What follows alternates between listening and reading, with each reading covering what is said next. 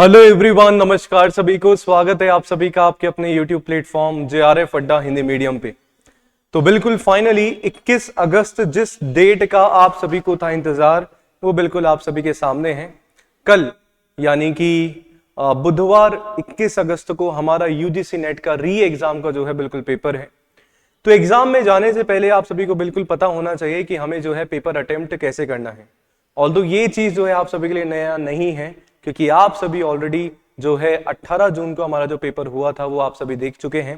पर यस, 1.5-2 महीने का हमारा जो गैप हो गया है, ऐसी जो कुछ इंपॉर्टेंट चीजें हैं, महत्वपूर्ण चीजें हैं जो हमें परीक्षा में जाने से पहले ध्यान में रखनी है। और क्वेश्चन पेपर जो हमारा आने वाला है उसको अटेम्प्ट कैसे करना है, क्योंकि सिलेबस आपका वही है, एग्जाम का पैटर्न आपका वही है। एक चीज है जो आपकी डिफरेंट है, दैट इज ऑनलाइन एग्जाम।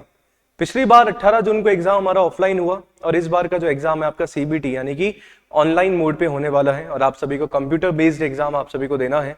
तो क्या क्या चीजें जो है हमें ध्यान में रखनी है। अब कंप्यूटर बेस्ड एग्जाम हो सकता है कुछ एस्पिरेंट्स के लिए जो है पहली बार हो UGC नेट का, क्योंकि 18 जून को जो आपने एग्जाम दिया था पहली बार ऑफलाइन एग्जाम हो रहा था UGC नेट की 6 साल की हिस्ट्री में, और अब जो है वापस से ऑनलाइन है। तो ऑनलाइन एग्जाम देते टाइम हमें कौन कौन सी चीजों को ध्यान में रखना है, क्वेश्चन पेपर कैसे हम लोग अटेम्प्ट करेंगे, पूरे सवालों के जवाब हैं आप सभी को अपने इस सेशन में मिलने वाले हैं। तो चैनल पे यदि पहली बार आए हैं तो चैनल को सब्सक्राइब जरूर कर लेना है, क्योंकि चैनल पे आप सभी को तैयारी करवाई जा रही है UGC नेट एग्जामिनेशन की। और यदि दिसंबर 2024 की तैयारी कर रहे हैं तो बिल्कुल सही प्लेटफॉर्म पे आए हैं, जहां पे आप सभी को आपके JRF की तैयारी हिंदी मीडियम में जो है करवाई जाती है।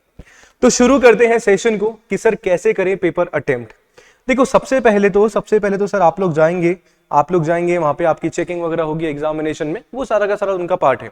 फिर आपको एक जो सिस्टम है वो आपको अलॉट किया जाएगा।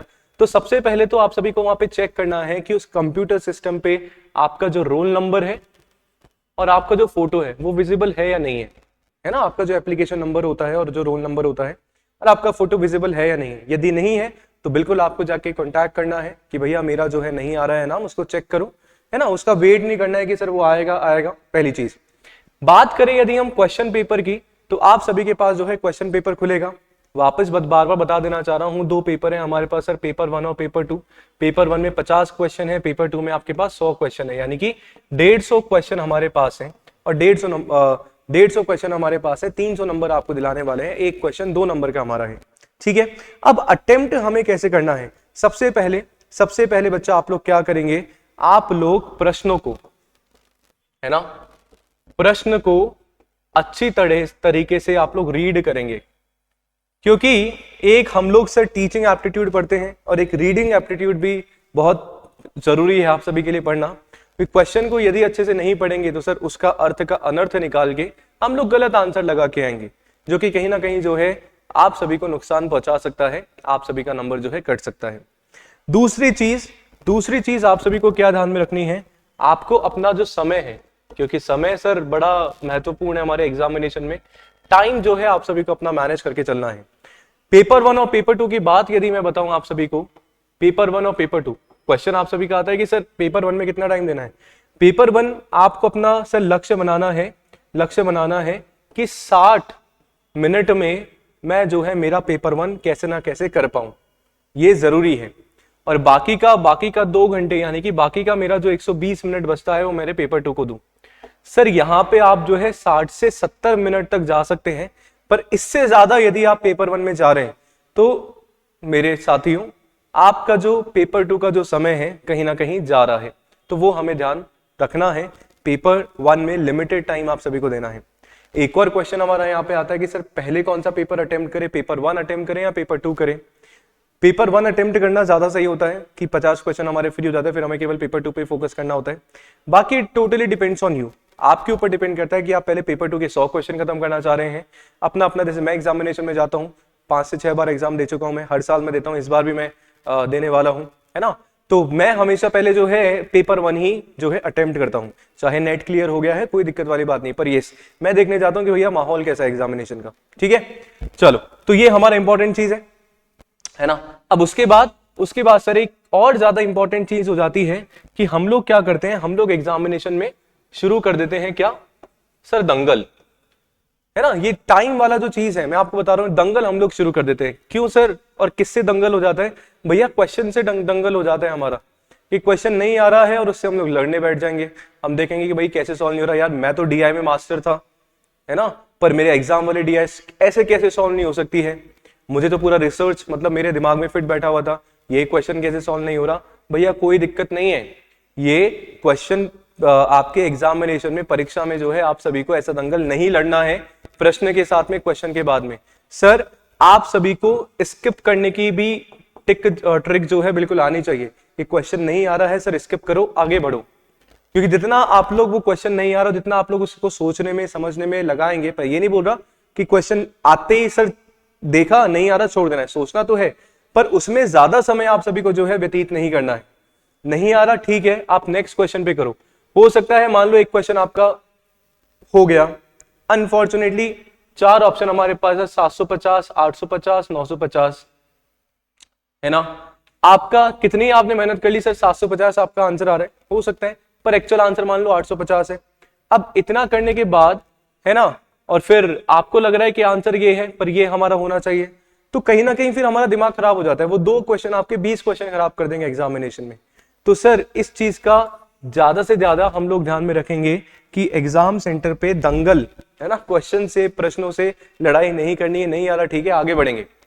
एक बार जो क्वेश्चन आ रहे सर हमने कर लिए, फिर बाद में यदि हमारे पास समय बचता है, मान लो 10-15 मिनट अब हमारे पास बच रहे हैं, आखिरी में लास्ट में सब कुछ देखने के बाद एक बार, फिर जो समय बचता है उसमें सर वापस से एक बार उनको थोड़ा सा देख लीजिए कि हो सकता है कुछ आ रहा है। वरना एक हमारे पास यहाँ पे एडवांटेज है कि हमारे पास नेगेटिव मार्किंग नहीं है ना, नेगेटिव मार्किंग नहीं है, तो सर जय माता दी बिल्कुल हम लोग लगा सकते हैं, पर वो भी वाइजली सोच के लगाना है। जय माता दी कैसे लगाएंगे सर? जो भी आप सभी का मोस्ट अप्रोप्रिएट आंसर होगा, कि जो आपको लग रहा है कि हाँ यार ये आपका हो सकता है, मोस्ट पॉजिटिव बात जो आपकी बोली जाएगी क्वेश्चन में, सर वही हमारा जो है, जिस ऑप्शन में मोस्ट पॉजिटिव बात आपकी बोली जा रही है सर, वही हमारा ऑफ कोर्स आंसर होता है ना। एक छोटी सी चीज है, ज्यादा जरूरी नहीं कि सर वही हो, पर yes most of the time sir सही होता है हमारा, ठीक है। तो ये चीज जो है आपको ध्यान में रखनी है ना। इसके अलावा सर आपका एक इंपॉर्टेंट चीज हो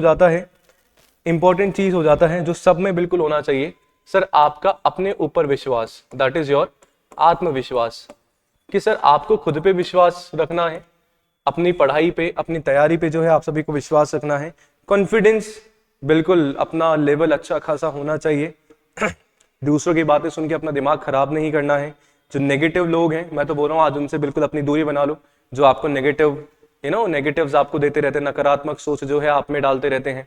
पॉजिटिव लोगों से थोड़ा सा बात करो, सो दैट थोड़ा सा मोटिवेशन जो है आपको मिले, और अपना जो है आप सभी को 100% अपना जो है आपको 100% एग्जामिनेशन में देना है। मैंने बार पहले भी आप सभी को बताया था, आज बता रहा हूं सर, 3 घंटे आपके लिए इतने जरूरी हो जाते हैं कि कहीं ना कहीं आपका भविष्य निर्धारित करेंगे। तो 3 घंटे आपको ये देखना है कि सर 3 घंटे कैसे मैं बेस्ट तरीके से, अच्छे तरीके से उन 3 घंटों को यूटिलाइज कर रहा हूं, सो दैट मेरा जो है आउटकम सही निकले।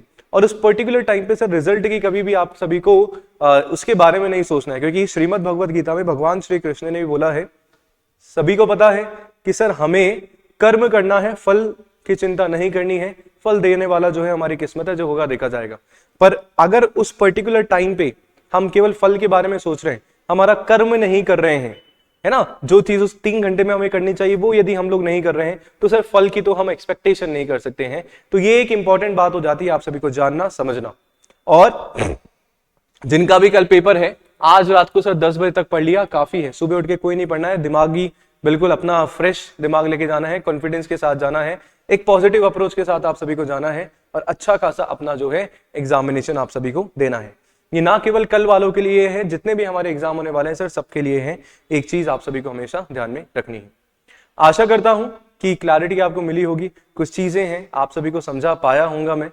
कुछ भी डाउट होता है कमेंट जरूर करिएगा, एंड बताइएगा जरूर कि सर कैसे जो है आप सभी का एग्जाम रहा, और डेफिनेटली बताइएगा कि सर JRF अड्डा हिंदी मीडियम जो है आप सभी की किस तरीके से मदद कर पाया है। तो बहुत बहुत शुक्रिया, बहुत बहुत धन्यवाद आपके सेशन में जुड़ने के लिए। और आखिरी शब्दों में मैं बस यही बोलना चाहूंगा कि good luck for your exam, अपना 100% दो, बेस्ट दो, और बिल्कुल अच्छे से पेपर देके आना है। रिजल्ट जो होगा सर देखा जाएगा, पर उसके लिए घबराना नहीं, ठीक है, तो बहुत बहुत शुक्रिया, बहुत बहुत धन्यवाद। मिलते हैं नेक्स्ट क्लास में यानी कि एनालिसिस के साथ। तब तक के लिए बने रहिए JRF अड्डा हिंदी मीडियम के साथ। Thank you so much, bye bye, have a nice day.